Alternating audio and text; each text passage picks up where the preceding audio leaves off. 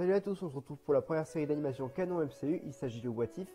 What If a un concept très simple, et si tel événement se serait passé comme ça aurait changé quoi? Et vraiment c'est un concept intéressant, et on va voir les différents épisodes, leur histoire, quel changement il y a eu, et on va faire la critique générale de la série, ou alors critique épisode par épisode. Par contre il n'y aura pas les personnages, vu que tous les personnages de MCU sont inclus dans cette série, donc ce serait un peu long à faire. Il y aura juste le résumé de chaque épisode, et voilà, et à la fin je donnerai mon avis. Le synopsis est le suivant. Uatu, le gardien, observe des continuités alternatives de la Terre où les événements ne se sont pas déroulés exactement de la même façon que dans la réalité. Épisode 1, saison 1, et si Captain Carter était devenu le premier Avenger. Cet épisode est compté par le gardien, prend place au moment où Steve Rogers se prépare à recevoir le sérum du Dr Erskine dans le film Captain America First Avengers. Contrairement à l'histoire originale, il est attaqué par un agent d'Hydra qui le blesse grièvement. L'empêchant de recevoir le sérum, l'agent fait également sauter une partie des installations et Peggy Carter décide de prendre la place de Steve Rogers afin d'éviter de perdre le projet à tout jamais. Le sérum transforme alors Peggy en super soldat. Cette dernière est évincée de mission guerrière car elle est une femme. Lorsque Joan Smith, alias Crâne Rouge, s'empare du cube cosmique, la menace d'une défaite des Alliés devient sérieuse et pousse Carter et son ami Howard Stark à prendre les choses en main. Malgré la désapprobation de leur hiérarchie, Peggy s'équipe d'un costume et d'un bouclier de vibranium conçu par Stark aux couleurs de la Grande-Bretagne et récupère le cube. Alors aux mains de Armin Zola, Howard l'étudie alors et construit une armure de combat similaire à celle d'Iron Man pour Steve, tandis que Peggy libère Bucky Barnes et ses hommes des griffes d'Hydra. Désormais compagnons d'armes, Peggy et Steve combattent les forces allemandes côte à côte sous les noms de Captain Carter et l'écraseur d'Hydra, avec à leur côté Barnes, Dum Dum Dugan, Gabe Jones, Jim Morita, James Montgomery, Fassworth et Jack Dernier.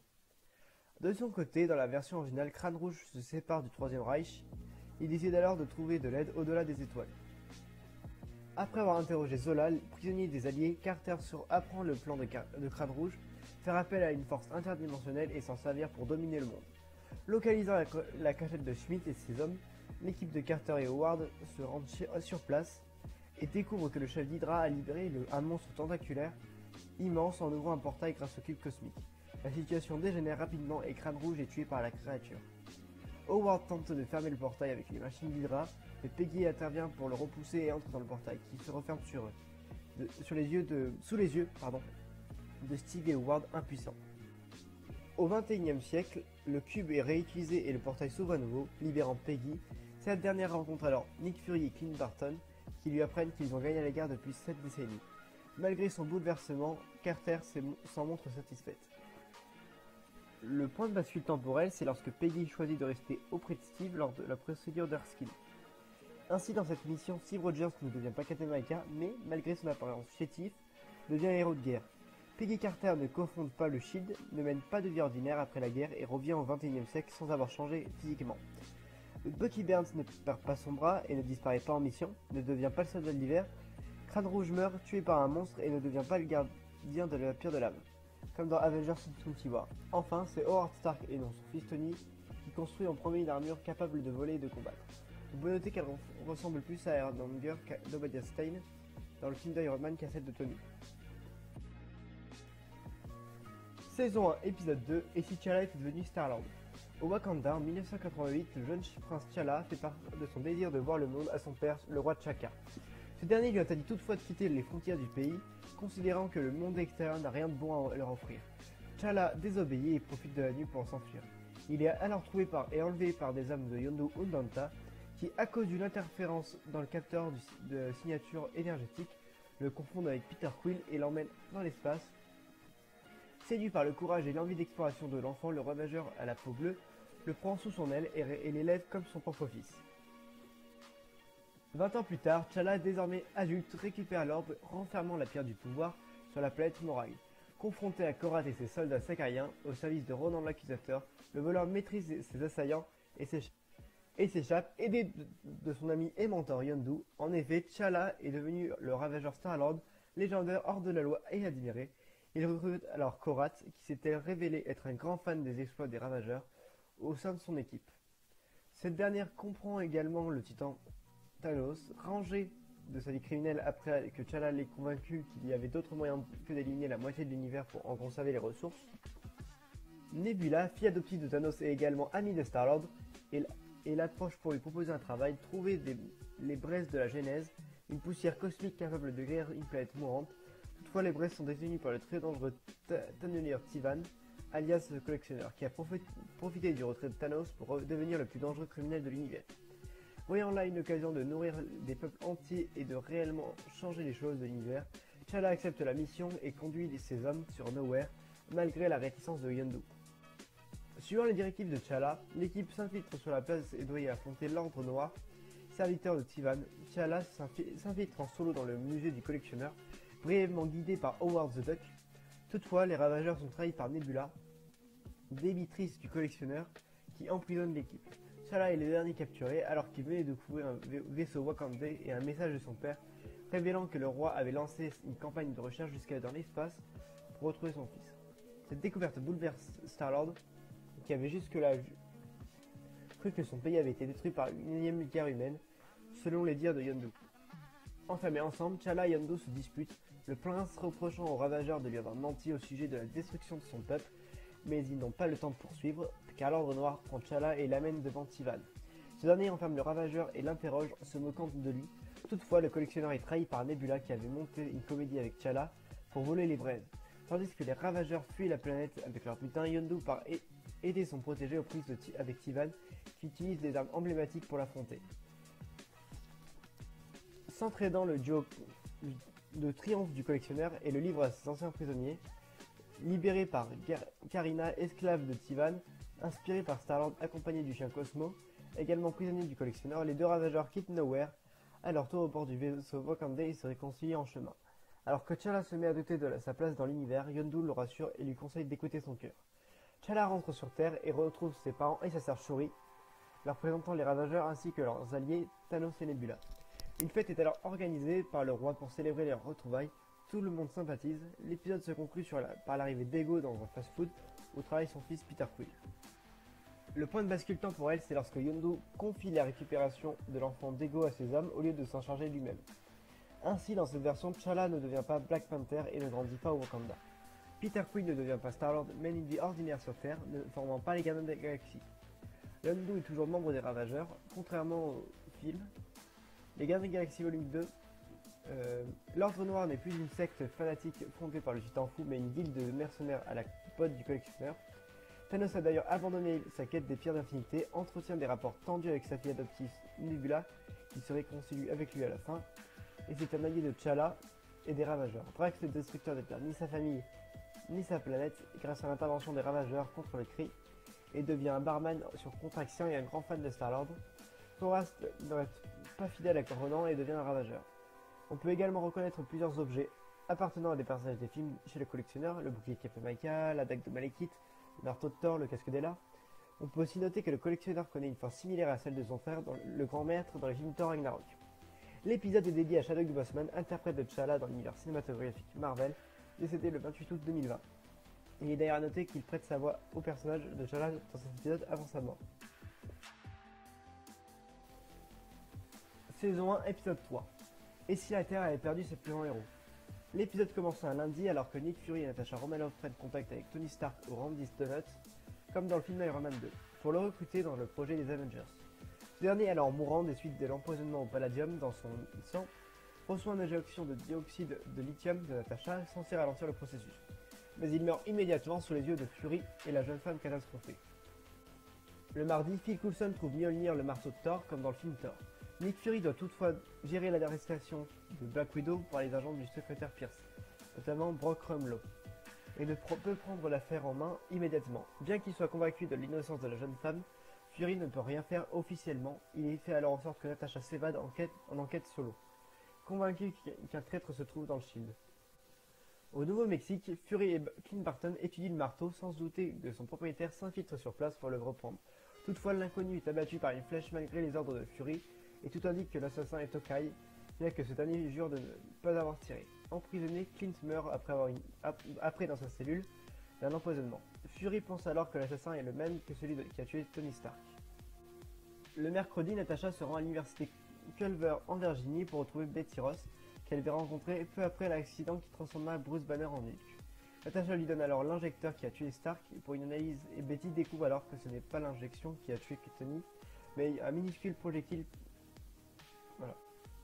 Peu après, Natasha reçoit un appel de Fury qui lui apprend la mort de son ami Barton et lui fait part de son hypothèse. Quelqu'un cherche à éliminer les recrues potentielles des futurs Avengers. Il lui ordonne également de trouver Banner et le dernier recrue en vie. Natasha retrouve rapidement le scientifique caché dans le laboratoire de Betty Ross, comme dans le film L'incroyable Hulk. Banner accepte de discuter calmement avec elle, mais le duo est attaqué par les hommes du général Ross, lourdement armés. Le scientifique est alors touché par un projectile, bien qu'aucun homme de Ross n'ait tiré. Il ne tarde pas à se transformer. Au Nouveau-Mexique, le Shield est confronté à une armée d'Asgard menée par Loki et les amis de Thor venus pour venger leur prince. Fury tente de discuter mais Loki ne lui laisse pas le temps et attaque. Nick parvient toutefois à calmer le dieu et à négocier, convaincu que les Asgardiens ont autant d'intérêt à trouver le tueur que lui. Il obtient alors un délai d'une nuit pour trouver le tueur, sans quoi Loki détruira la Terre. Alors qu'il combat les hommes de Ross, Hulk se met à gonfler subitement et explose sous les yeux de Natasha, Ross et Betty. Plus tard, cachée dans une bibliothèque, Natasha appelle Coulson et obtient l'accès au dossier sur les Avengers. Elle est toutefois attaquée par un mystérieux agresseur et, avant d'être tuée, a juste le temps de laisser un message à Fury disant que le problème c'est Hope. Au Nouveau-Mexique, Coulson remarque que son patron, en toute logique, le dernier sur la liste du tueur de recrues, convaincu qu'il reste un espoir, Fury sort le beeper que lui avait donné Captain Marvel en 1995, se prépare à l'utiliser, il comprend toutefois d'un coup le message de Black Widow et range l'engin. Il se précipite alors vers les Asgardiens et le lendemain se rend sur la tombe de Hope Van Dyne, autrefois agente du Shield, est morte en mission. C'est alors que l'assassin apparaît, le père de Hope, Hank Pym. Vêtu d'un de ses costumes et devenu fou de vengeance, confirme à Fury qu'il est bien celui qu'il recherche. En effet, fou de chagrin après avoir perdu sa fille Nick, Pym a retourné sa colère contre Fury, convaincu que ce dernier était responsable du décès de Hope. Le vieil homme a alors décidé de faire souffrir le directeur en massacrant ses recrues les unes après les autres, et en réduisant son travail à néant. Ainsi, il s'est infiltré dans l'injecteur de Natasha pour tuer Stark, a forcé Barton à tuer Thor sans qu'il ne s'en rende compte, a empoisonné l'archer et a utilisé un de ses disques agrandisseurs sur une cellule du corps de Hulk pour le faire exploser et a rétréci pour tuer Black Widow. Les hommes s'affrontent alors, mais Fury fait preuve de capacité surhumaine qui impressionne le vieil homme et finalement Loki révèle avoir pris les traits du directeur. Les deux hommes maîtrisent alors le savant qui est arrêté et emmené par les soldats asgardiens. La joie de Fury est toutefois de courte durée car Loki, séduit par la Terre, décide de prolonger son séjour. Dès le lendemain, il s'adresse au monde entier depuis les Nations Unies à New York et annonce prendre le contrôle de l'humanité, désormais contrainte de le servir. Dans un repère du Shield, Fury et Coulson discutent du projet des Avengers et les directeurs jurent que les Avengers ne sont pas finis et qu'ils étaient en plus d'une équipe, une idée censée donner l'espoir aux gens. L'épisode s'achève sur Fury retournant Captain America gelé dans les glaces de l'Arctique. Captain Marvel, prêt à se battre, se tient aux côtés de son ami.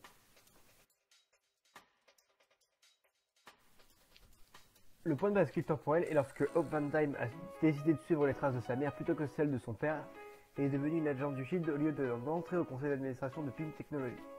Ainsi, dans cette version, les Avengers ne se forment pas, Tony Stark, Thor, Banner, Black Widow et Clint Barton étant tous morts.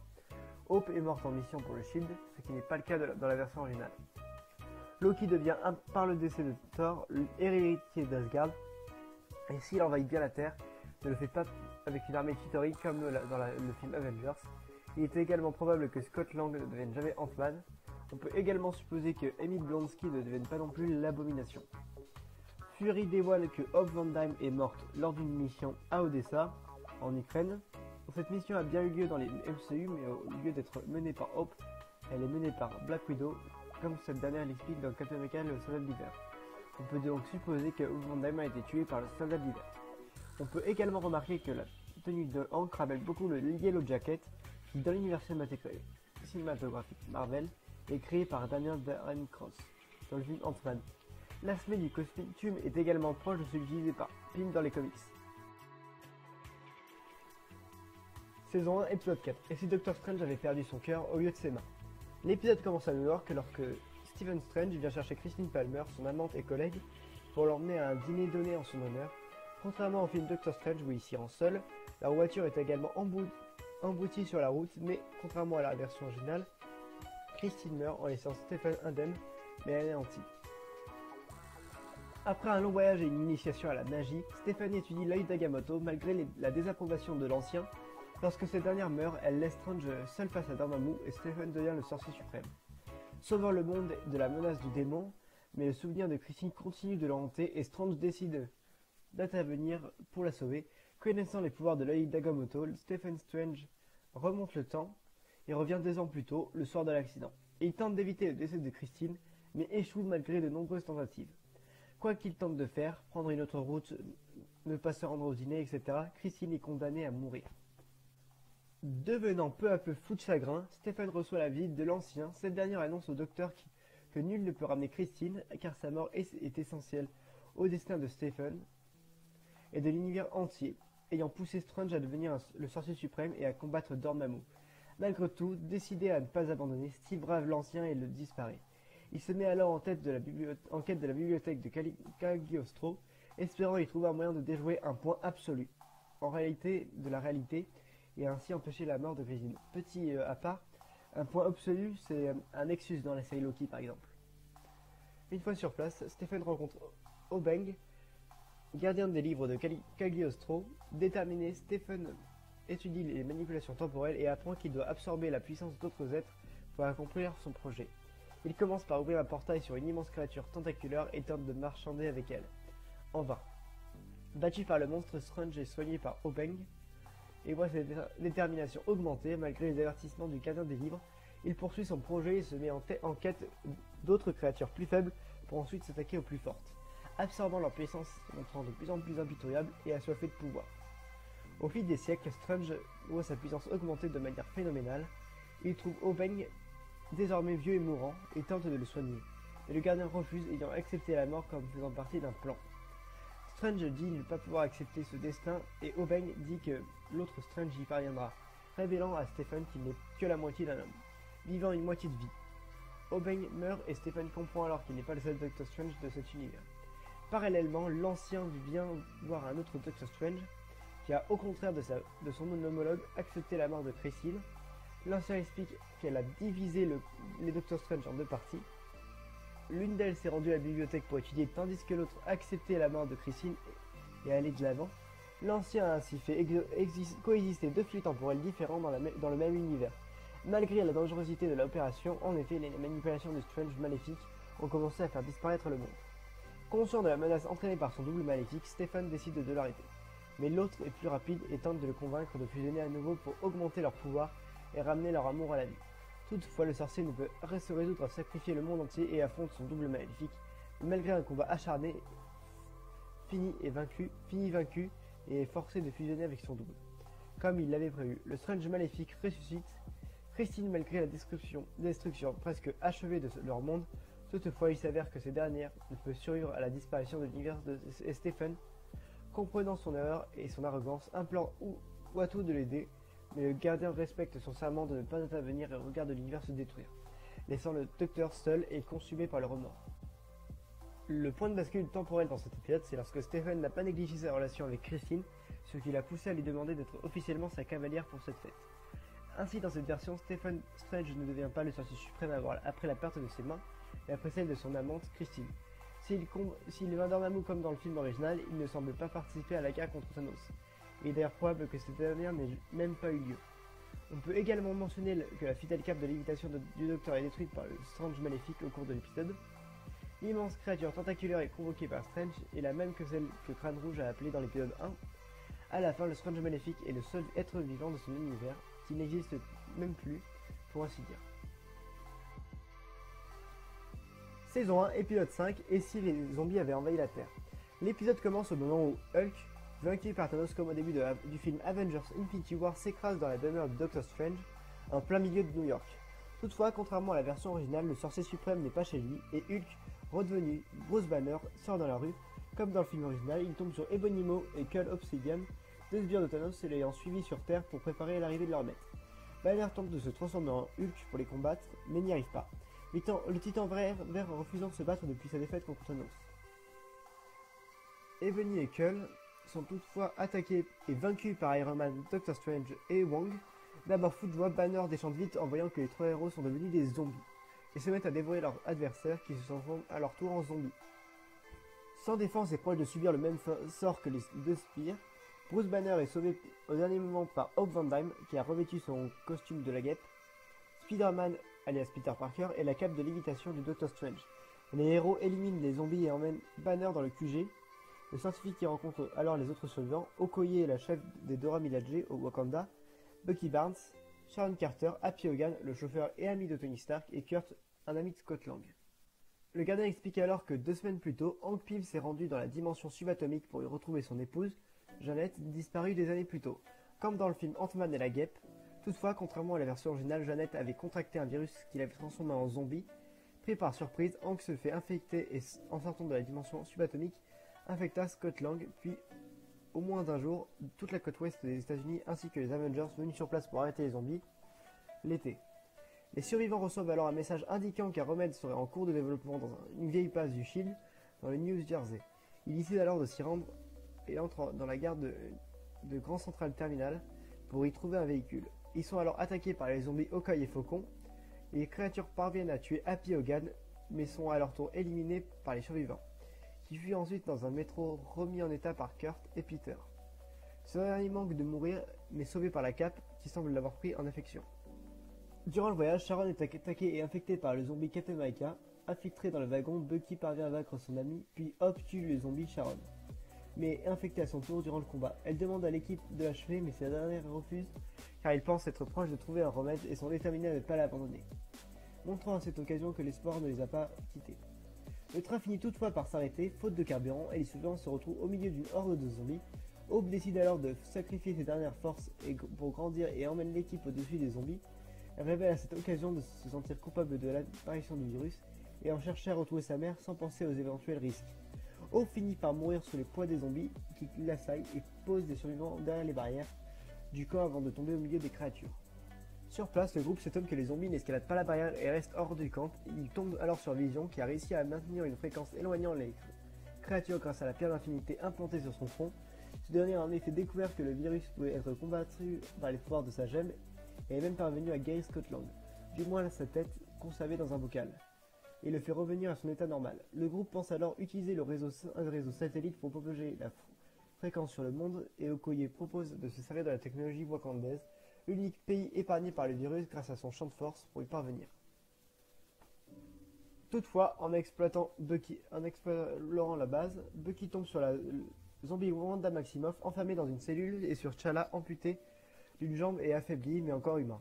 Le roi demande alors à Barnes de l'emmener avec lui et d'évacuer les lieux au plus vite. Vision révèle alors qu'il a maintenu Black Panther en vie pour nourrir Wanda, qu'il n'a pu se résoudre à tuer et qui est resté insensible au traitement de la gemme du fait de ses pouvoirs.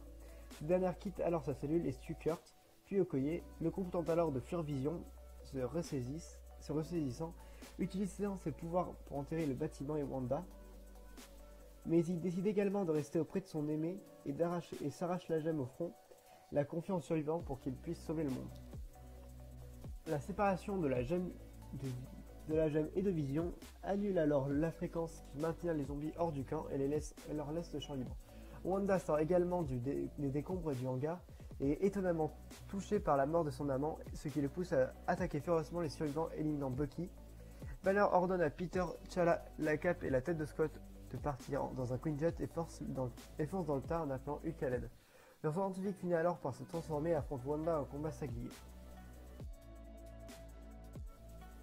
Les 3 derniers survivants échappent de peu à Hope, devenu un immense zombie, et font route vers le Wakanda.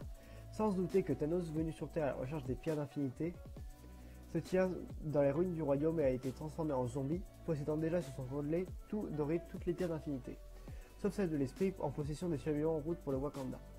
Donc là, dans ce cas-là, le point de bascule temporel, c'est lorsque Janet Van Dyne contracte un virus inconnu de zombification, on ne peut pas l'appeler autrement, dans le monde subatomique, entre le moment où elle a pris possession de Scott pour calibrer le tunnel quantique de Hank et le moment où celui-ci est parti la chercher à bord de la capsule. Ainsi, dans cette version, la guerre contre Thanos est bien différente de la version originale. La plupart des personnages étaient morts ou changés en zombies. On peut toutefois supposer que l'issue en sera totalement changée. Scott n'ayant pas découvert la possibilité de voyager dans le temps comme au début d'Avengers Endgame, et les héros étant en effectif réduit. On ignore toutefois ce qu'il est advenu de Thor et des Gardiens de la Galaxie. Absents de la Terre au début d'Infinity War, Captain Marvel et Nick Fury ne sont pas non plus mentionnés, ce qui laisse une incertitude quant à un éventuel retour de Carol Danvers sur Terre. Le dernier est en effet revenu après avoir capté un signal de Nick Fury envoyé après le claquement de Thanos. On peut noter que Peter Parker fait pour la première fois dans le MCU une référence claire à son oncle Ben Parker qui avait été brièvement mentionné à travers diverses allusions jusque-là. Le fait que T'Challa soit maintenu en vie et amputé de sa jambe fait penser aux comics Marvel Zombies dans lesquels le personnage connaît un sort similaire. Il y a plusieurs erreurs à noter. Donc Tony Stark à New York, d'après le gardien, Tony a été mordu à San Francisco, pourtant 2 semaines plus tard il attaque les 2 envoyés de l'Ordre Noir à New York, avec Strange et Wong, mais son retour sur la côte Est n'est pas expliqué. Thanos avec les 5 pierres d'infinité, alors que l'œil d'Agamotto était encore au cours de Doctor Strange, quand les fourmis ont dévoré son corps, la pierre du temps se retrouve sans explication sur le gantelet d'infinité, moins de 3 jours plus tard. Thanos au Wakanda, il n'y avait aucune pierre d'infinité là-bas, donc aucune raison s'y rendre. Saison 1, épisode 6, et si Killmonger avait sauvé Tony Stark. L'épisode commence en Afghanistan au moment où le milliardaire Tony Stark est attaqué par les 10 anneaux, comme dans le film Iron Man. Toutefois, contrairement à la version originale, l'industriel est sauvé par le lieutenant Eric Stevens, alias Killmonger, allant en mission d'infiltration dans l'organisation terroriste. De retour aux États-Unis, Tony donne une conférence de presse et décide de fabriquer de meilleures armes en hommage aux soldats tombés pour le protéger. Il nomme également Eric responsable de la sécurité de Stark Industries, au détriment de Happy Hogan. Le soldat révèle alors publiquement qu'il a découvert l'identité du commanditaire de l'attaque, qui se révèle être Obadiah Stane, mentor et associé de Tony. Stane est arrêté et l'image de Stevens gagne encore plus en popularité, le propulsant au poste de directeur de Stark Industries à la place de Stane. Méfiante, Pepper Potts, l'assistante de Tony, demande au colonel James Rhodes d'enquêter sur Eric et découvre que ce dernier est spécialisé dans les missions d'assassinat pour les Navy Seals, mais Tony, loin de se méfier, s'associe à Eric pour réaliser un ancien projet de ce dernier, des drones de combat, capables de remplacer des soldats humains sur le terrain. Pour améliorer leur machine, les 2 hommes ont besoin du très rare vibranium, propriété du mystérieux royaume du Wakanda, poussant Tony à engager le trafiquant d'armes Ulysse Klaue, un vieil ennemi du Wakanda, pour leur en procurer. À la demande de son ami Rhodes, Rhodes se rend en Afrique pour rencontrer Klaue et négocier avec lui. Ce dernier accepte la vente, mais la transaction est interrompue par T'Challa, le prince du Wakanda, sous son costume de Black Panther. Le prince maîtrise les hommes de Klaue et demande à Rhodes de lui remettre le vibranium. Les 2 hommes sont alors attaqués par Killmonger armé d'un taser sonique. Le lieutenant tue Black Panther et récupère l'un des gants de son costume, puis Rhodes, abasourdi, lui demande les raisons de sa trahison. En retour, Eric lui demande pourquoi il travaille pour un système qui l'oppresse. Rhodes considère que faire partie du système est le meilleur moyen de le changer de l'intérieur. Killmonger le tue à son tour et organise une mise en scène faisant croire que Rhodes et T'Challa se sont entretués. Klaue félicite alors Killmonger, qui se révèle être son associé, et les 2 hommes fuient avec le vibranium. Le corps de T'Challa et Rhodes sont ramenés dans leur pays respectif. Le prince est enterré par ses parents et sa petite sœur Shuri, qui accuse les Américains du meurtre de l'héritier du trône, tandis que le colonel reçoit les honneurs militaires, y compris de Killmonger, qui est nullement suspecté. Toutefois, Tony découvre rapidement la vérité sur la mort de son ami Rhodes et, fou de rage, en accuse Eric. Pour se faire justice, l'inventeur envoie le drone de combat fait de vibranium contre Killmonger, lui-même armé d'une lance en vibranium dérobée sur le corps d'une Dora Milaje. Le soldat a toutefois rapidement le dessus, détruit le drone et tue Stark, construisant une nouvelle mise en scène pour s'innocenter. Killmonger influence ensuite son supérieur, le général Thaddeus Ross, qui pense que le Wakanda est responsable de la mort de Tony. Malgré les soupçons de Pepper et Happy contre le lieutenant, le général déclare alors la guerre contre le Wakanda et ordonne selon la loi que Stark Industries soit mise au contrôle de l'armée pour lancer la production des drones de combat inventés par Stark et Eric à grande échelle. Killmonger, désormais à la tête d'une armée de drones en vibranium, retrouve Klaue en Afrique et se rend aux frontières du Wakanda avec lui. Le trafiquant est toutefois trahi par Eric, qui le tue et le ramène au Wakanda comme preuve de sa loyauté. Malgré la méfiance de la jeune Shuri et l'incompréhension de la reine Ramonda, il se présente comme devant le vieux roi T'Chaka et révèle son véritable nom. N'Jaka, fils du défunt N'Jobu et neveu du roi. Il révèle alors à son oncle la puissance des drones de l'armée américaine et les moyens d'en venir à bout. Désireux de venger son fils, le roi accepte le plan de Killmonger et envoie ses gardes. Les Dora Milaje combattent les drones. Dans le Nevada aux États-Unis, le général Ross commande l'attaque et est convaincu de sa victoire, mais suivant les instructions de son neveu, Chaka fait lever le camp de force protégeant la capitale pour laisser passer les drones. Puis le referme aussitôt après leur passage, coupant les machines du centre de contrôle et les désactivant. S'il reçoit toute la reconnaissance de son oncle, Killmonger vise toutefois plus haut et remet discrètement les drones en marche grâce à une télécommande. Les troupes wakanaises donnent alors l'assaut et Eric commande personnellement la charge, faisant l'admiration de tous. Tandis que Ross fulmine, Eric profite de sa victoire et est nommé nouveau Black Panther, pouvant enfin poursuivre les projets de son père, armer et libérer tous les Noirs subissant les injustices du système à travers le monde. Après avoir ingéré l'herbe de cœur et acquis les pouvoirs du Black Panther, Killmonger rencontre son cousin dans le monde des morts et aux côtés de tous leurs ancêtres.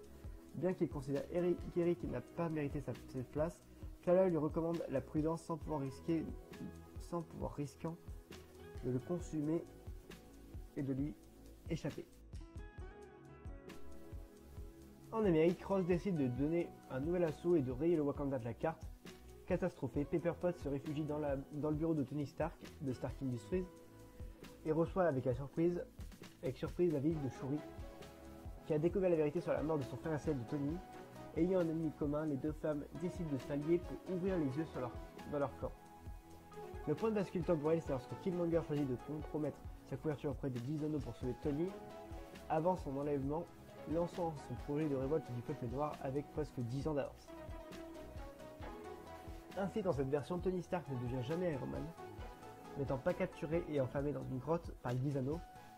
Il n'abandonne pas non plus la fabrication des armes, ne créant pas ces fameuses armures. Par conséquent, James Rhodes ne devient pas non plus le héros War Machine et Obadiah Stane ne meurt pas en combattant Tony. Tony ne se marie pas avec Pepper Potts et ne devient jamais père, ce qui fait que Morgan Stark n'existe pas dans cet univers. Killmonger, de son côté, agit avec tout le soutien des autorités américaines, se faisant passer pour un patriote dévoué. Contrairement à la version originale, il rencontre son oncle, le roi Chaka, qui est mort tué par le Zemo à Vienne dans Captain America Civil War, et suscite l'admiration des troupes wakandaises, ne cherchant pas à prendre le trône du roi comme dans le film Black Panther. On peut ajouter que Clone n'est pas amputé de son bras par Ultron comme dans Avengers l'ère d'Ultron. On ignore également si les Avengers se forment malgré l'absence d'Iron Man. Les drones construits par Tony et Eric ressemblent à ceux créés par Ivan Vanko dans Iron Man 2. Saison 1, épisode 7, et si Thor était fils unique. L'épisode commence au Nouveau-Mexique au moment où Thor arrive sur Terre devant la scientifique Jane Foster et sa collègue Darcy Lewis, comme dans le film Thor. Toutefois, contrairement à la version originale où il se trouve exilé d'Asgard par son père Odin, Thor arrive avec ses amis en plein Las Vegas pour faire la fête. Le gardien explique alors que dans cet univers, Odin n'a pas adopté Loki et l'a laissé auprès de son peuple à Jotunheim. Ainsi, Thor n'a pas grandi auprès d'un frère et n'a donc pas appris aucune leçon de la vie avec lui, devenant un prince complètement différent, immature, fêtard, arrogant et inconscient. Lorsque le père de toutes choses se retrouve plongé dans le sommeil d'Odin, son épouse Frigga part rendre visite à ses sœurs et laisse les rênes du royaume à son fils. Il leur ordonnant de se consacrer à ses études et de faire aucune fête en son absence. Pour plus de sûreté, elle le laisse sous la surveillance de Heimdall, qui voit tout et entend tout. Bien entendu, Thor n'a aucune intention de se tenir tranquille, et accompagné de ses amis Sif, Fandral, Volstagg et Ogun, se rend sur Terre, qui est suffisamment loin d'Asgard pour échapper à la vigilance d'Heimdall. Sur place, le prince organise une immense fête, attirant de nombreuses autres races extraterrestres aux réjouissances. Il rencontre également Jane Foster, qui a étudié les anomalies astronomiques provoquées par le dieu du tonnerre. Si elle tente de rester sérieuse dans un premier temps, elle finit par faire la fête avec lui et tombe sous son charme, ce qui est réciproque. Toutefois, l'ambiance est débridée et destructrice des réjouissances des Asgardiens se répand à travers le monde et inquiète le Shield. Le directeur Nick Fury tente d'intervenir mais est involontairement blessé par Korg. Nommée directrice par intérim de l'agence, Marielle réunit tous les agents Coulson et Rumlow et approche Jane pour connaître ses théories et ses résultats devant l'arrivée massive des extraterrestres et l'immense désordre causé par Thor et ses compères. Maria appelle Carol Danvers, alias Captain Marvel, à la rescousse grâce au beeper de Fury. Carol se présente alors devant les Asgardiens et ordonne à Thor de partir. Ce dernier moqueur refuse et oblige l'héroïne à le combattre, Si Thor ne prend pas la bagarre au sérieux, il voit vite les immenses capacités de Carol et utilisant les pouvoirs de son marteau Mjolnir parvient à la vaincre. Carol avoue plus tard s'être retenue car utiliser ses pleines capacités risquerait de provoquer plus de destruction que nécessaire. Devant l'échec de Carol, Maria décide d'attirer Thor dans un endroit isolé pour permettre à Captain Marvel d'utiliser toute sa puissance. Jane tombe amoureuse du dieu, tente de donner son désaccord mais chassée sans ménagement. Se référant à la mythologie nordique, elle décide de contacter Frigga et en personne. Se servant de sa science, contacte Heimdall pour le rencontrer. Ce dernier l'entend et la fait venir devant la reine d'Asgard. Sur Terre, Carol prend à nouveau Thor à partie et l'entraîne dans les glaces du pôle. Il se tient également prêt à lancer des ogives à la base au cas de victoire de l'Asgardien. Mais elle choisit finalement de les lancer dès le début du combat à cause de ses doutes sur les capacités de Captain Marvel. Au moment où le premier coup va être porté sur les ogives lancées, Frigga recontacte son fils et lui annonce son arrivée. Imminente, Thor, pris de panique face à la colère de sa mère, prétend être en voyage d'études sur Terre. Il rassemble alors ses amis pour tout nettoyer et organise une mise en scène pour faire croire à sa mère que rien ne s'est passé. Si Captain Marvel se prétend au jeu, une ultime gaffe de Thor révèle tout à Frigga. Malgré tout, Thor, admettant avoir fait une erreur, retrouve Jane peu après et lui propose de se revoir, ce qu'elle accepte en échange d'un dîner. Voitou, le gardien, observe la scène, satisfait que tout est rentré dans l'ordre, et dit « Un monde réparé, un amour qui s'épanouit, comme le disent les enfants, les humains et Asgardiens, ils vécurent heureux jusqu'à la fin de leur jours. » Mais quoi? En effet, c'est à ce moment que Thor et le gardien, voient avec surprise une armée d'Ultronbots sortir d'un portail avec à leur tête un Vision menaçant en armure d'Ultron, possédant les 6 pierres de l'infinité. Le point de bascule temporel, c'est lorsque Odin décide de rendre à Loki son fils à la fin de la guerre entre Asgard et Jotunheim, au lieu d'en faire un otage royal. Ainsi, dans cette version, Loki demeure parmi les géants de glace et reste à sa place unie de prince héritier, ce qui semble indiquer qu'il ne tue pas Loki comme dans le film de Thor. Il entretient également de bons rapports avec Thor qui le voit comme son frère, mais comme dans la version originale, Loki se montre peu digne de confiance, laissant Thor seul face à la colère de Frigga. Loki garde également un physique proche de Jotuns, une peau bleue et une grande taille. Le fait que Loki ne soit pas en conflit avec Odin empêche ainsi plusieurs éléments d'arriver. Il ne grandit pas avec Thor, ne fait pas de machination sur Asgard, et ne tente probablement pas d'envahir la Terre. Le fait que l'arrivée sur Terre de Thor se passe totalement différemment implique sans doute un changement majeur dans la formation des Avengers et dans l'évolution du personnage. Il ne perd pas ses pouvoirs et donc ne change pas de caractère pour les regagner. Enfin, le docteur Eric Selvig, bien qu'important dans l'histoire de Thor, est uniquement mentionné par Jane Foster. Cet épisode marque les brèves apparitions de plusieurs personnages extraterrestres de l'univers cinématographique Marvel. Ainsi, sur Terre, on peut rencontrer Howard the Duck qui se marie avec Darcy Lewis durant la fête, le Grand Maître et sa garde du corps Topaz, Surtur, Drax, Valkyrie, Scourge, Rocket, Yondu, Mantis, Nebula, Korg, Mick, des Skrulls et des Souverains. On peut également remarquer que Carol reste coincée sous Mjolnir, bien qu'elle ne tente pas directement de le sauver. Le fait qu'elle ne se relève pas semble indiquer qu'elle ne fait pas partie des personnes dignes du marteau. Alors justement, à ce propos, je ne sais pas s'il y a la malédiction du coup sur le marteau de Thor. Je suis pas sûr du coup dans ce cas-là. Vu qu'il n'y a pas cette histoire que Thor est indigne ou des trucs comme ça. Vous voyez ce que je veux dire? Voilà. Bon, on va passer au prochain épisode. Saison 1, épisode 8. Et si Ultron avait gagné? L'épisode commence sous la neige dans un Moscou complètement en ruine où Natasha Romanoff alias Black Widow et son partenaire Clint Barton alias Hawkeye, manchot et désormais équipé d'un bras mécanique, échappent de justesse à une armée de sentinelles robots d'Ultron. Le gardien explique alors que la création d'Ultron par Tony Stark, sa rébellion, sa détermination à exprimer les humains et que, contrairement à la version originale, le corps en vibranium conçu par Ultron pour en faire son enveloppe corporelle n'a pas été volé par les Avengers, qui à l'aide de la pierre de l'esprit en avaient fait leur allié. Vision dans cette réalité alternative, Ultron est parvenu à mener le transfert à bien, tuant tous les héros excepté Natasha et Clint. Il s'est ensuite servi de cette enveloppe surpuissante pour accomplir ses noirs desseins, s'emparant de tous les codes nucléaires et de la planète et déclenchant une apocalypse qui a tout détruit. Après sa victoire sur les humains, il est parvenu à découper Thanos en deux quand ce dernier est arrivé sur Terre pour récupérer la pierre de l'esprit, implantée sur son front, avant de mettre la main sur toutes les autres pierres, lui donnant d'incommensurables pouvoirs, notamment celui de créer et de multiplier à l'infini son armée de sentinelles robots. Avec ses nouvelles capacités, Ultron lance une croisade dans tout l'univers et détruit tous les mondes qu'il croise, Asgard, Sakaar, le Souverain, Xandar, la planète Tego, etc. Il tue également tous ceux qui, comme Captain Marvel ou les Gardiens de la Galaxie, tentent de lui résister. Après avoir achevé son œuvre, Ultron se rend compte qu'il est venu à bout de son programme. N'ayant plus de vie à détruire, il parvient alors à atteindre un niveau de conscience exceptionnel qui lui permet de voir les autres univers, prenant le gardien lui-même au dépourvu. Ce dernier se rend compte que le nouveau programme d'Ultron est dangereux pour le multivers entier, mais voit en Clint et Natasha un ultime espoir.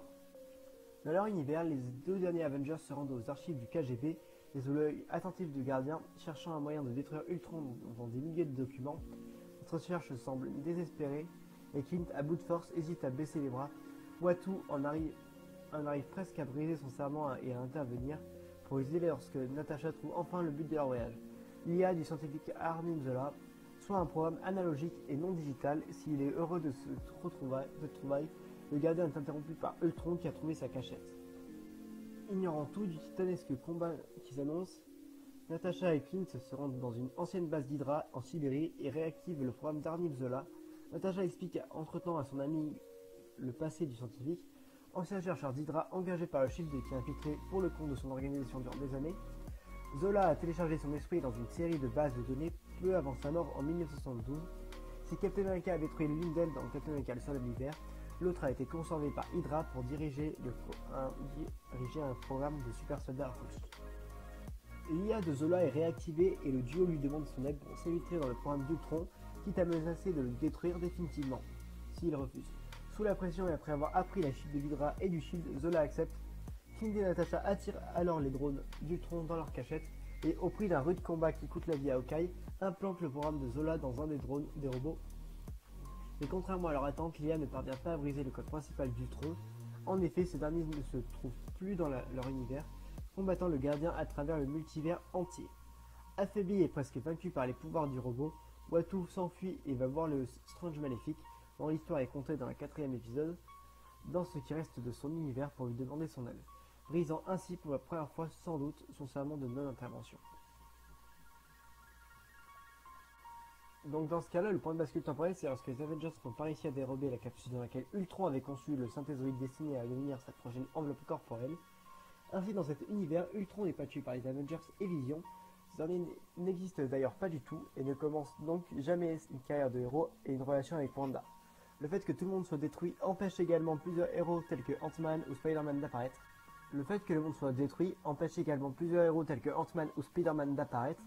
Thanos ne claque jamais des doigts et n'élimine pas la moitié de l'univers. Hulk et Thor ne se rendent pas jamais sur Sakaar comme dans le film Thor Ragnarok, étant tués sur Terre par Ultron. Bien avant, on peut également remarquer qu'Asgard qu'Asgard n'est pas détruite par Surtur mais par Ultron. On peut également avancer que les Gardiens de la Galaxie ne rencontrent pas Ego, étant donné qu'ils meurent sur le Souverain, comme au début des films Le Gardien de la Galaxie Volume 2, qui visite chronologiquement avant leur rencontre. Dans les archives du KGB, Natasha trouve le bouquet de White Guardian, son père adoptif. On peut également noter que la scène où Clint se laisse tomber dans un tas de robots menaçants ressemble fortement au sacrifice de Natasha dans Avengers Endgame, excepté le fait que les rôles soient inversés. Lors de la fin de l'affrontement entre les gardiens et Ultron, différentes versions de New York à travers le multivers apparaissent, parmi lesquelles une version où Steve Rogers a remporté les élections présidentielles, une version où Wakanda a colonisé l'Amérique, une version médiévale, une version où les Skrulls ont colonisé la Terre, une version où l'île de Manhattan est immergée et où l'océan est complètement gelé. Il y a des références de films hors du MCU, la saga Terminator lors de l'affrontement sur Xandar. Captain Marvel appelle Ultron Skynet, l'intelligence artificielle meurtrière contrôlant les robots tueurs. De plus, la scène où les missiles nucléaires s'envolent ressemble beaucoup à une scène de Terminator 3.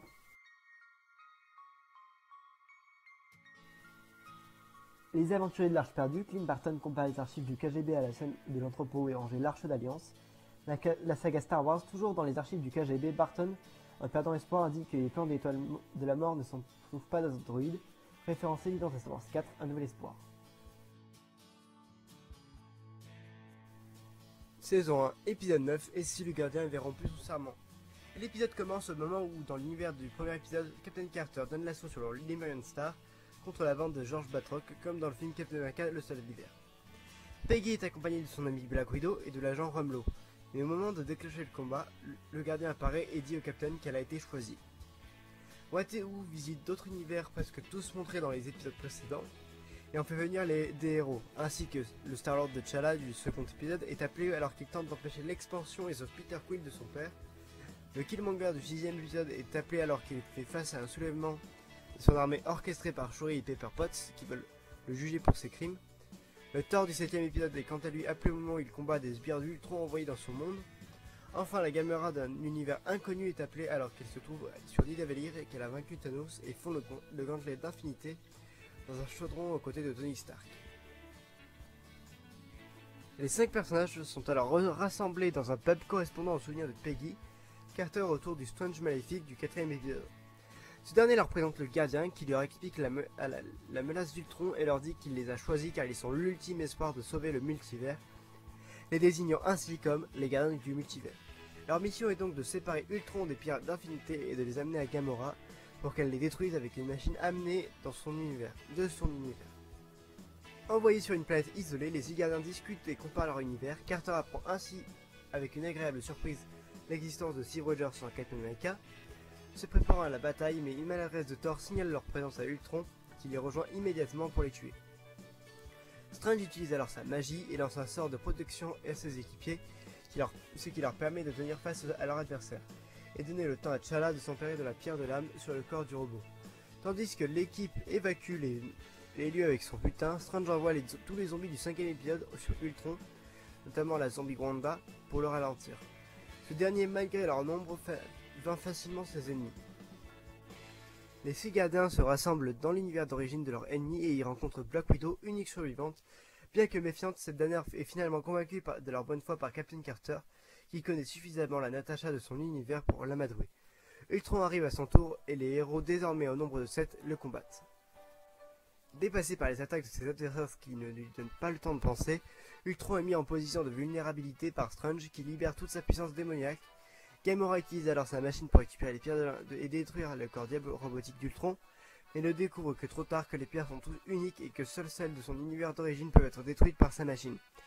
Désormais acculés, les héros utilisent leur dernière option, libérer l'IA d'Arnim Zola dans le corps d'Ultron. Au prix d'un effort quasi désespéré, Natasha parvient à lui implanter la flèche préparée dans l'épisode précédent. Ultron est alors pris au dépourvu et détruit par Zola, qui détruit son corps, alors que la victoire semble être certaine. Killmonger trahit ses coéquipiers et s'empare des pierres. Il dit alors qu'ils pourraient l'utiliser pour reconstruire leur monde et ramener ceux qu'ils ont perdus.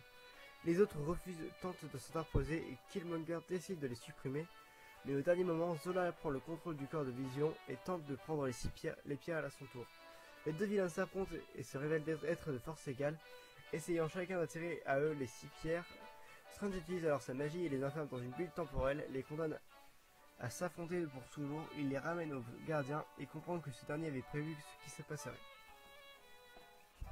Après avoir confié les 2 prisonniers au sorcier, apparemment repenti, Watu retrouve ses gardiens dans le pub du début d'épisode. Il les félicite et les renvoie dans leur monde respectif, au moment exact où ils sont partis. Au passage, Peggy évoque la possibilité de rentrer à son époque d'origine pour retrouver Steve, mais le gardien dit que son monde et son époque ont besoin d'une Captain Carter, ce qui la convainc de continuer à défendre le XXIe siècle. Restée seule avec Watu, Natasha refuse de rentrer sur sa terre dévastée par Ultron et accuse le gardien de ne pas la considérer comme une vraie personne mais comme une simple distraction. S'il ne peut reconstruire son monde comme elle lui demande, Watu décide de l'écouter et de l'emmener dans l'univers du 3ème épisode au moment où Captain America, Captain Marvel et les forces du Shield combattent les armées d'Asgard menées par Loki. Natasha s'empresse de se joindre à la bataille et envoie un coup de poing au dieu de la malice, sauvant Nick Fury qui, bien que sachant que ce n'était pas la Natasha qu'il connaît, se montre heureux de la voir. Finalement, chacun se retrouve sa vie précédente dans son monde d'origine. Et dans une scène intergénérique, Peggy retrouve l'écraseur d'Hydra, le Steve dans les cales du Lemurian Star. Natasha lui dit alors qu'ils ont trouvé un occupant à l'intérieur sans toutefois préciser son identité. L'intrigue impliquant la chasse du Lemurian Star par Captain Carter et le Shield laisse sous-entendre que cette dernière a connu une arrivée dans le monde du XXIe siècle similaire à celle de Captain America dans l'univers cinématographique Marvel. possible formation des Avengers, attaque de Loki sur la Terre, etc.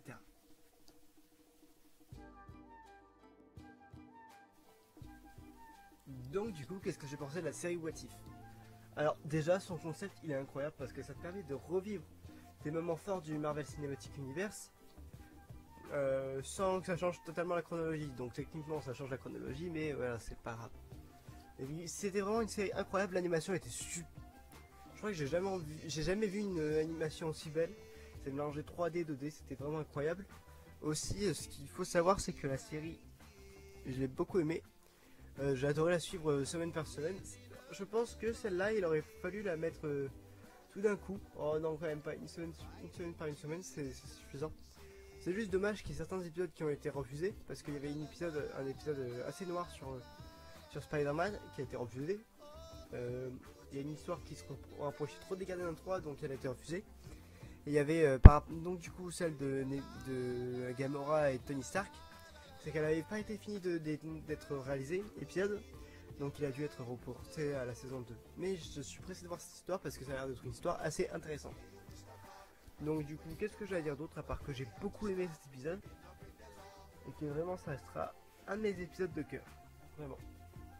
Voilà, une série de cœur parce que voilà. Donc il y a Hawkeye aussi qui va sortir dans pas longtemps. Enfin moi je l'ai vu, mais la vidéo va sortir dans pas longtemps, c'est un petit peu la nuance. J'ai bien aimé Hawkeye, donc je vous donne un petit peu mon avis sur Hawkeye avant de faire la critique. C'est sympa mais pas aussi bien que What If. Parce que What If c'était incroyable, ça a influencé Spider-Man No Way Home, que j'ai vu aussi dernièrement d'ailleurs. Et qui va influencer Doctor Strange in the Multiverse of Madness. Voilà. Donc vraiment très pressé de revoir certains personnages de What If dans des futurs projets du MCU, dont le Strange Maléfique qu'on a vu dans la bande de Doctor Strange 2. Voilà. Donc qu'est-ce que j'ai d'autre à dire à part que c'était vraiment une série incroyable et vivement la saison 2 qui va être encore plus incroyable. Donc du coup on se retrouve très bientôt pour une nouvelle pêche aux infos Disney. Bye bye.